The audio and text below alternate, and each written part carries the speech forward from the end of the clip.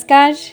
श्रीमद् वाल्मीकि रामायण अखंड पाठ के अंतर्गत आज का हमारा सर्ग है द्विपंचाशः सर्ग है, यानी कि 52वां सर्ग अरण्यकांड से।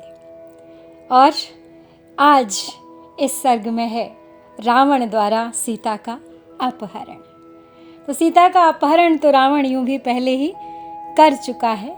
गिद्धराज जटायु से उसका युद्ध हो चुका है, जटायु का वध कर दिया है उसने, लेकिन अब उसके रास्ते में कोई बाधा नहीं, निर्बाध वो सीता को हरण करके लंका की ओर ले जा रहा है।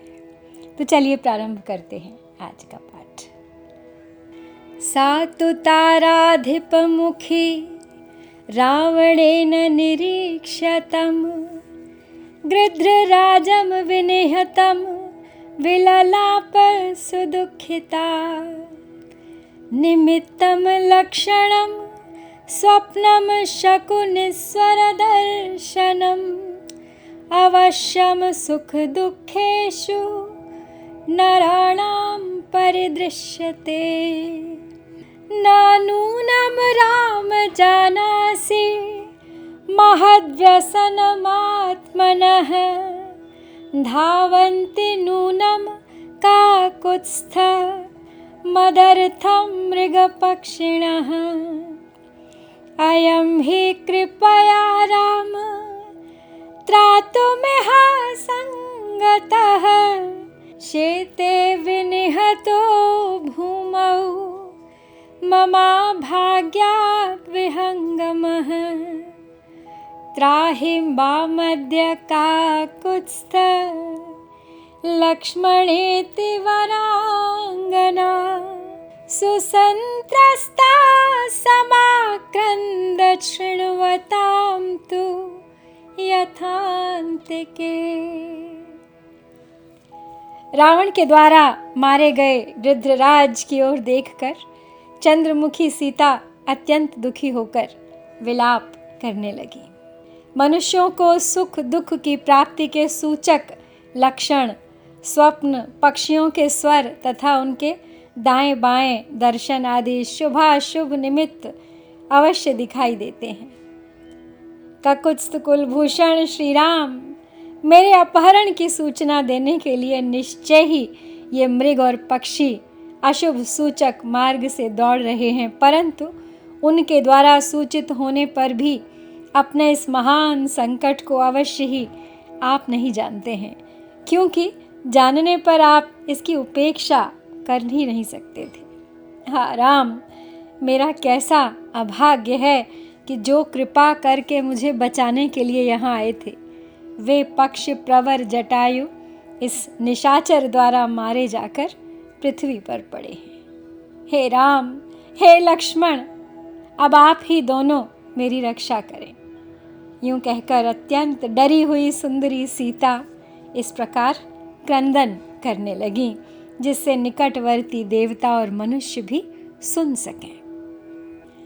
ताम क्लिष्ट माल्याभरणां विलपन्ती मनाथवत् अभ्यधावत् वैदेहीं रावणो राक्षसाधिपः।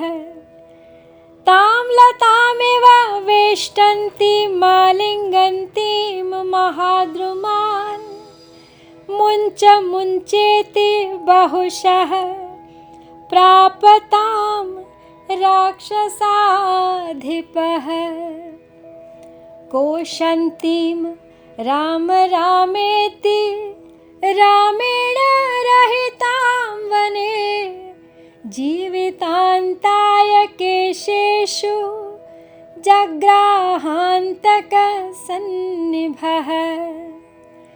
प्रदर्शितायां वैदेह्यां बभूव सचराचरं जगत्सर्वं मर्यादं तमसान्धेन संवृतम्। न वातिमारुस्तत्र निष्प्रभो अभूत् दिवाकरः दृष्ट्वा सीतां परामृष्टां देवो दिव्येन चक्षुषा। सीता के पुष्पहार और आभूषण मसल कर छिन्न भिन्न हो गए थे। वे अनाथ की भांति विलाप कर रही थीं। उसी अवस्था में राक्षस राज रावण उन विदेह कुमारी सीता की ओर दौड़ा। वे लिपटी हुई लता की भांति बड़े बड़े वृक्षों से लिपट जाती और बारंबार कहती, मुझे इस संकट से छुड़ाओ, छुड़ाओ मुझे। इतने ही में वह निशाचर राज उनके पास जा पहुंचा। वन में श्री राम से रहित होकर सीता को राम राम की रट लगाते देख उस काल के समान विकराल राक्षस ने अपने ही विनाश के लिए उनके केश पकड़ लिए। सीता का इस प्रकार तिरस्कार होने पर समस्त चराचर जगत मर्यादा रहित तथा अंधकार से आच्छन्न सा हो गया। वहाँ वायु की गति रुक गई और सूर्य की भी प्रभा फीकी पड़ गई।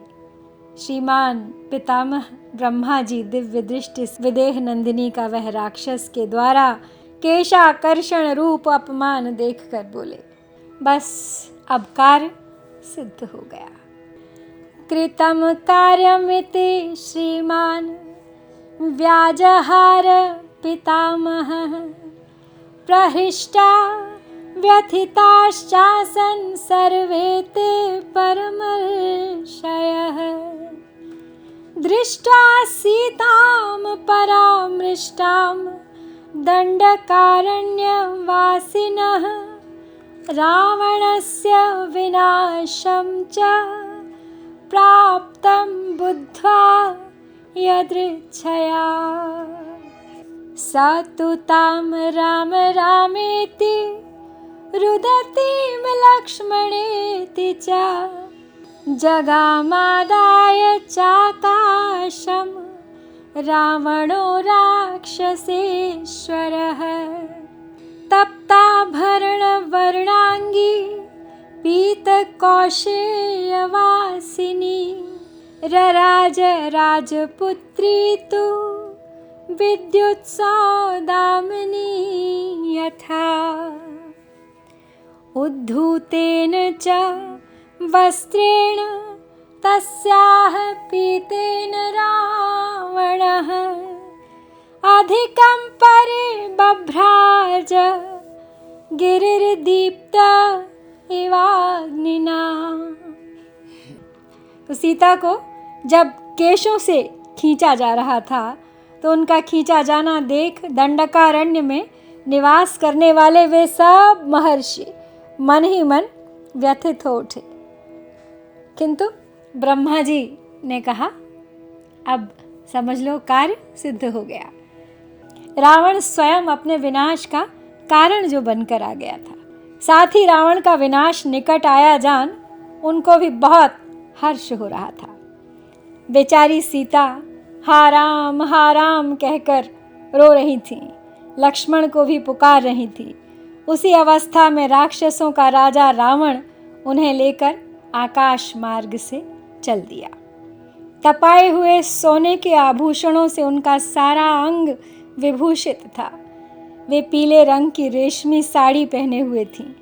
अतः उस समय राजकुमारी सीता सुदाम पर्वत से प्रकट हुई विद्युत के समान प्रकाशित हो रही थी। उनके फहराते हुए पीले वस्त्र से उपलक्षित रावण दावानल से उद्भासित होने वाले पर्वत के समान और भी अधिक शोभा पाने लगा।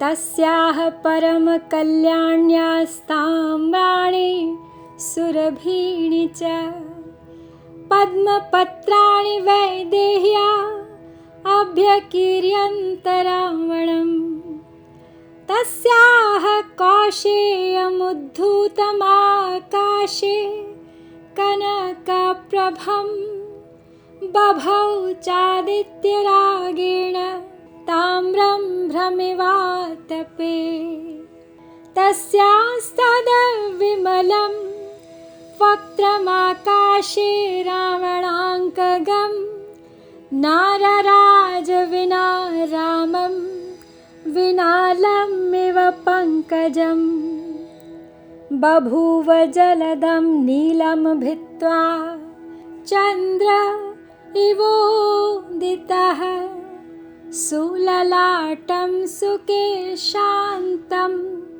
पद्मगर्भाभमव्रणम् शुक्लैः सुविमलैर्दन्तैः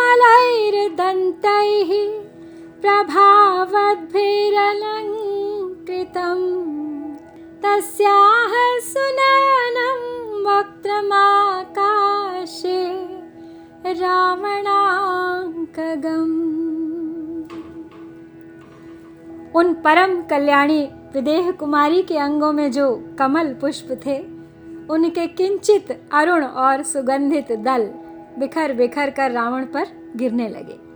आकाश में उड़ता हुआ उनका सुवर्ण के समान कांतिमान रेशमी पीतांबर संध्या काल में सूर्य की किरणों से रंगे हुए ताम्र वर्ण के मेघ खंड की भांति शोभा पाता था। आकाश में रावण के अंक में स्थित सीता का निर्मल मुख श्री राम के बिना नाल रहित कमल की भांति शोभित नहीं होता था।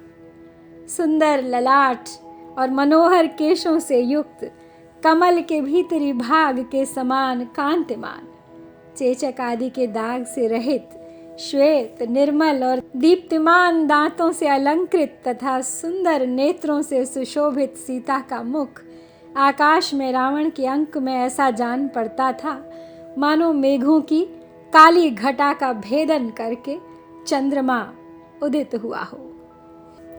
रुदितं व्यपमृष्टास्त्रं चंद्रवत् प्रिय दर्शनम सुनासम चारुताम्रोष्ठमाकाशे हाटक प्रभम राक्षसेन्द्र समाधूतम तस्यास्तद्वदनं शुभं शुशुभेन विना रामं दिवा चन्द्र इवोदितः सा हेमवर्णा नीलांगम मैथिली राक्षसाधिपं शुशुभे कांचनी कांची नीलम गजमिवाश्रिता सा पद्मपीता हेमाभा रावणं जनकात्मजा विद्युद्घनमिवाविश्य शुशुभे तप्तभूषणा तस्या भूषणघोषेण वैदेह्या राक्षसेश्वरः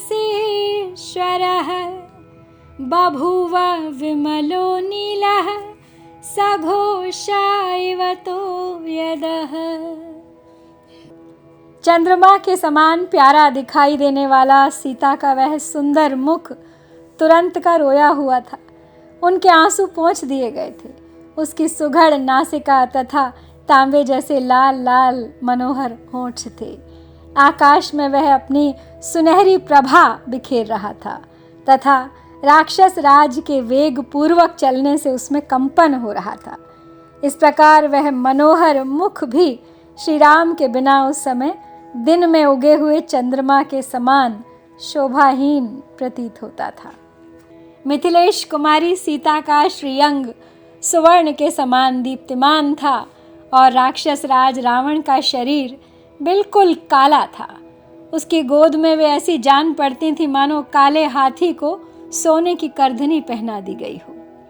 कमल के केसर की भांति पीली एवं सुनहरी कांति वाली जनक कुमारी सीता तपे हुए सोने के आभूषण धारण किए रावण की पीठ पर वैसी ही शोभा पा रही थीं जैसे मेघमाला का आश्रय लेकर बिजली चमक रही हो।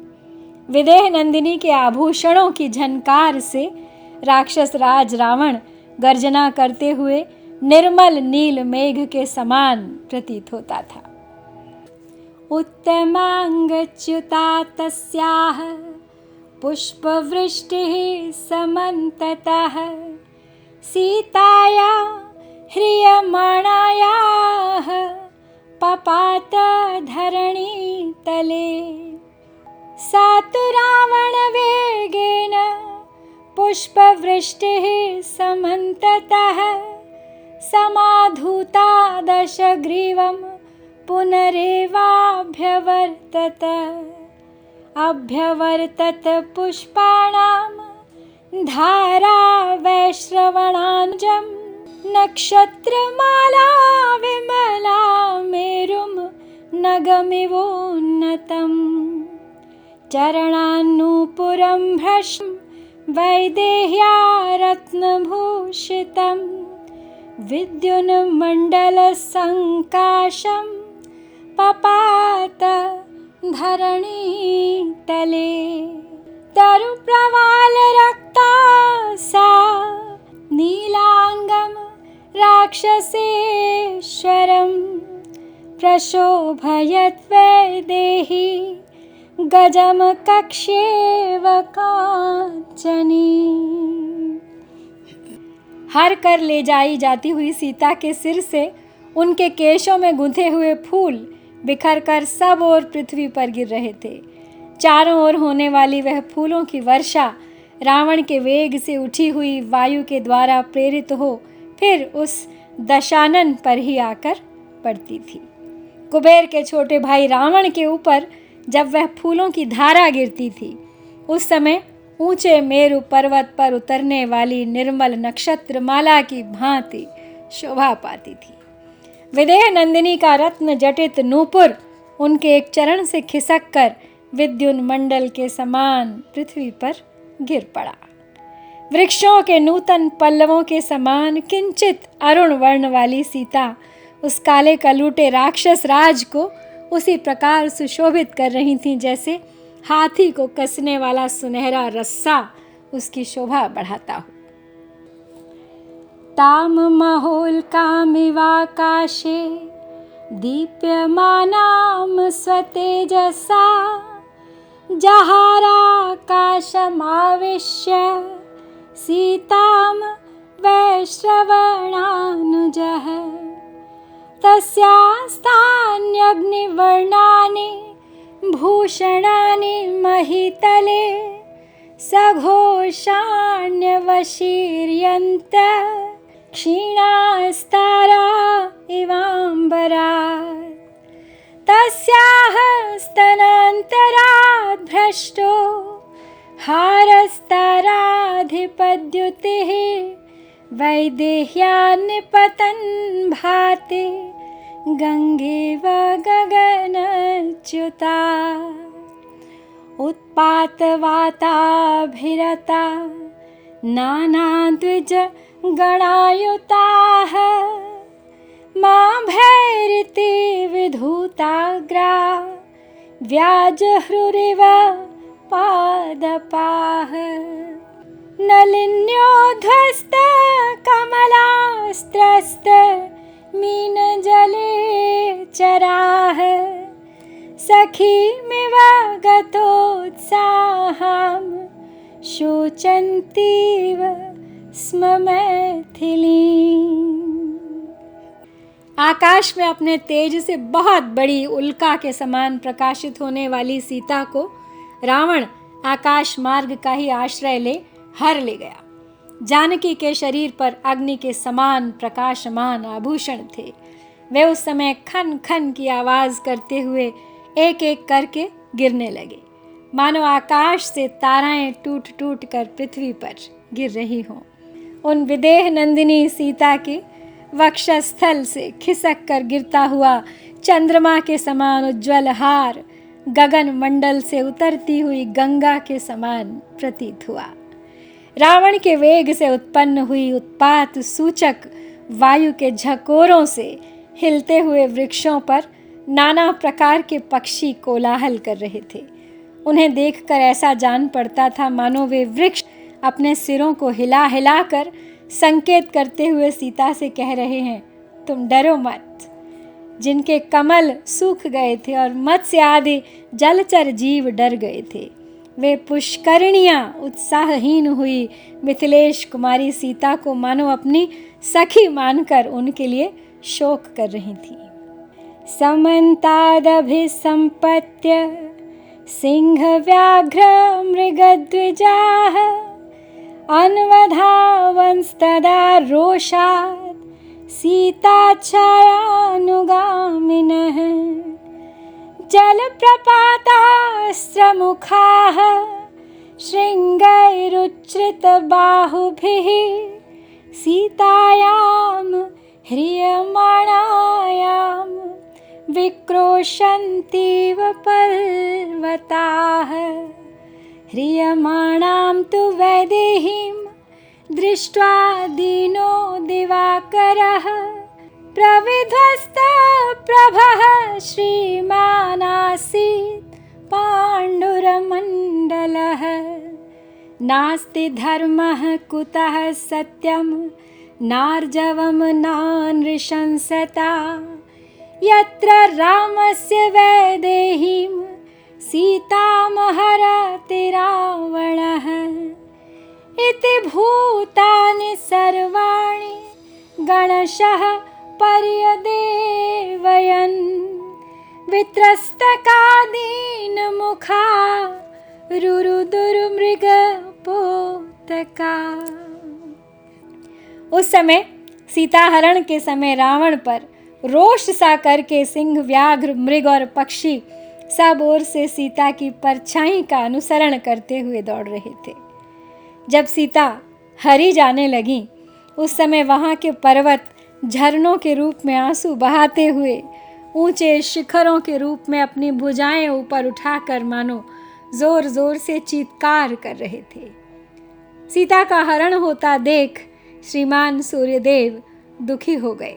उनकी प्रभा नष्ट सी हो गई तथा उनका मंडल पीला पड़ गया। हाय हाय, जब श्री रामचंद्र जी की धर्म पत्नी विदेह नंदिनी सीता को रावण हर कर लिए जा रहा है, तब यही कहना पड़ता है कि संसार में धर्म नहीं है, सत्य भी नहीं है, सरलता और दया का भी सर्वथा लोप हो गया है। इस प्रकार वहाँ झुंड के झुंड एकत्र हो सब प्राणी विलाप कर रहे थे। मृगों के बच्चे भयभीत हो दीन मुख से रो रहे थे। उद्वीक्ष्योद्वीक्ष नयनैर्भयादिव विलक्षणैः सुप्रवेपित गात्राश्च बभूवुर्वनदेवताः विक्रोशन्तीं दृढं सीतां दृष्ट्वा दुःखं तथागतां तां तु लक्ष्मण रामेति क्रोशन्तीं मधुरस्वराम् अवेक्षमाणां बहुशो वैदेहीं धरणीतलं सा तामाकुलके शान्तां विप्रमृष्टविशेषकां जहारात्मविनाशाय दशग्रीवो मनस्विनी। ततस्तु सा चारुदती शुचिस्मिता विनाकृता बन्धुजनेन मैथिली अपश्यति राघवलक्ष्मणावुभौ विवर्णवक्त्रा भयभार पीड़िता। श्री राम को जोर जोर से पुकारती और वैसे भारी दुख में पड़ी हुई सीता को अपनी विलक्षण आंखों से बारंबार देख देख कर भय के मारे वन देवताओं के अंग थर थर कांपने लगे। विदेह नंदिनी मधुर स्वर में हा राम हा लक्ष्मण की पुकार करती हुई बारंबार भूतल की ओर देख रही थी। उनके केश खुलकर सब ओर फैल गए थे और ललाट की बेंदी मिट गई थी। वैसी अवस्था में दशग्रीव रावण अपने ही विनाश के लिए मनस्विनी सीता को लिए जा रहा था। उस समय मनोहर दांत और पवित्र मुस्कान वाली मिथिलेश कुमारी सीता जो अपने बंधुजनों से बिछुड़ गई थीं, दोनों भाई श्री राम और लक्ष्मण को न देखकर भय के भार से व्यथित हो उठी। उनके मुखमंडल की कांति फीकी पड़ गई। इस प्रकार सीता हरण के इस अध्याय के साथ श्री वाल्मीकि निर्मित आर्ष रामायण आदि काव्य के अरण्य कांड में 52वां सर्ग यहाँ पूरा होता है। इत्यार्षे श्रीमद्रामायणे वाल्मीकिये आदिकाव्ये आरण्यकाण्डे 52 सर्गः। ॐ श्री सीतारामचन्द्राभ्यां नमः।